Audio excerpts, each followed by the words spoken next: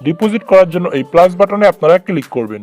তো প্লাস বাটনে ক্লিক করার পর দেখতেই পাচ্ছেন এখানে বিকাশ, নগদ, রকেট সবকিছুই চলে এসেছে। তো এখান থেকে আপনি চাইলে খুব সহজেই ডিপোজিট করতে পারেন। তো আমি আপনাদের বুঝিয়ে দিচ্ছি কিভাবে ডিপোজিট করতে হয়। ডিপোজিট করার জন্য এখানে নগদের উপরে ক্লিক করবেন। তারপরে এখানে দেখতেই পাচ্ছেন নগদ এজেন্ট নাম্বার। আপনি ঠিক যত টাকা ডিপোজিট করবেন তত টাকা এই নাম্বারে ক্যাশ আউট করবেন।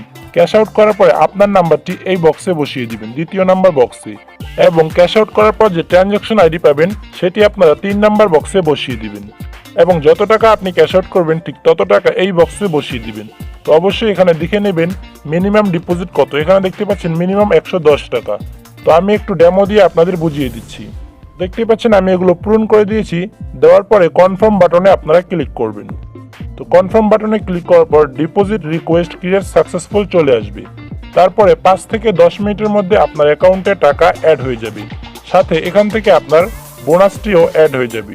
তো আপনি বোনাসটি খুব সহজেই বেট করে উইথড্র করে নিতে পারেন। তো পরবর্তী ভিডিওতে আপনারা দেখতে পারবেন কিভাবে উইথড্র করতে হয়, কিভাবে ডিপোজিট করতে হয়। তার জন্য আমাদের চ্যানেলটি আপনারা সাবস্ক্রাইব করে রাখুন। আর অ্যাকাউন্ট খোলার সময় অবশ্যই প্রোমো কোড ব্যবহার করবেন GETX।